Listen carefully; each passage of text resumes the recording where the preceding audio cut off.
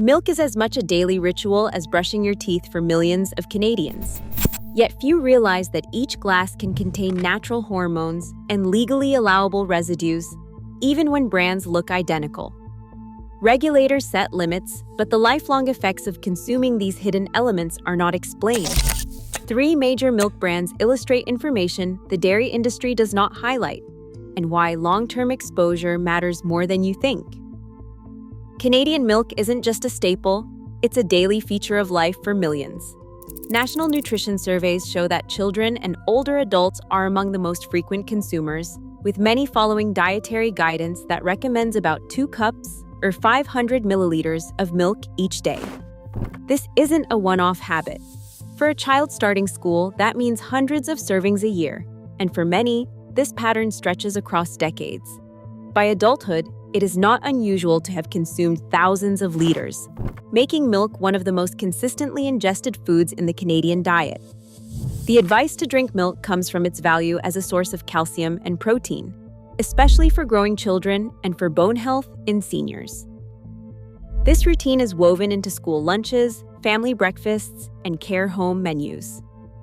The sheer scale of this consumption means that even very low levels of biologically active compounds, those that might seem insignificant in a single glass, become part of a steady, lifelong intake. For many, milk is not just a beverage, but a daily input into the body's systems, beginning in early childhood and continuing well into old age. This regular, repeated exposure is rarely discussed outside technical documents or nutrition guidelines. Yet, it is this very pattern, chronic long-term intake, that shapes the conversation about what is actually in the milk Canadians drink every day. Inside every glass of Canadian milk are natural hormones that come directly from the cow. They include steroid hormones such as estrogen and progesterone, and insulin-like growth factor 1, known as IGF-1. Cows produce these hormones as part of normal lactation. They are present in all milk, organic, conventional, skim, or whole, because milk is at its core a biologically active fluid designed to nourish a growing calf. Pasteurization, the process that heats milk to kill bacteria, does not remove these hormones. Scientific testing consistently finds low but detectable levels in retail milk. These compounds can survive both heat and processing, and they remain biologically active, meaning they can interact with human cells in the body. While the amounts per serving are small, their presence is not theoretical. They can be measured in finished milk products across the country. Current safety assessments by Health Canada and international agencies generally find that hormone levels in milk fall below thresholds considered to pose immediate health risks. Yet there is ongoing scientific debate about the effects of lifelong daily exposure, especially for groups that are more sensitive to hormonal signals, such as children, pregnant women, and people with hormone-related health conditions. Some researchers point out that most studies look at single exposures or short time frames, leaving questions about cumulative effects over decades unanswered. For most Canadians, these hormones are invisible. They are not listed on nutrition labels or discussed in advertising. But for anyone who drinks milk each day, these compounds are a routine part of what enters the body year after year. That is a detail that is rarely part of the public conversation about milk. On Canadian dairy farms, antibiotics are a practical necessity, most often used to treat mastitis and other infections. After any antibiotic treatment, a mandatory withdrawal period is enforced. Milk from treated cows is kept out of the supply until residues are expected to fall below Health Canada maximum residue limits.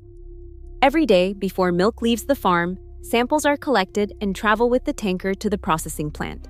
There, each truckload is screened for beta-lactam antibiotics, the most common drug class in Canadian dairy.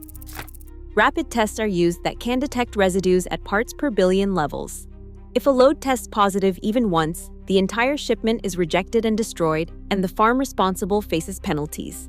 These screening tests are calibrated so that any residue at or above the legal threshold triggers a failure. Reports from the Canadian Food Inspection Agency and from provincial authorities show violations are rare, but residues below the cutoff can still be present.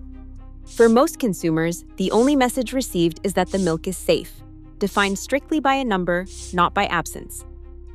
Somatic cell count, or SCC, is one of the most closely watched numbers in Canadian milk production. This figure, measured in cells per milliliter, acts as a silent indicator of udder health. When cows experience inflammation, often from mastitis, white blood cells flood into the milk, raising the SCC. Canadian regulations set a legal ceiling at 400,000 cells per milliliter. Milk above this threshold cannot be sold. Most herds average well below this line, with national data showing typical bulk tank SCC around 184,000. Still, even within legal limits, SCC levels can vary widely from farm to farm, and higher counts are linked to more frequent antibiotic use and subtle changes in milk quality. On the shelf, these differences are invisible. Brands may carry labels like 100% Canadian milk or no artificial growth hormones, but these claims speak only to origin or the absence of synthetic additives, not to the biological profile of the milk itself. Whether a carton comes from a farmer cooperative, a vertically integrated company, or an organic operation, the label rarely tells consumers about SCC averages, residue testing frequency, or the cumulative profile of what is inside. Instead, marketing focuses on reassuring images and broad quality promises, while the details that matter for long-term exposure remain out of reach.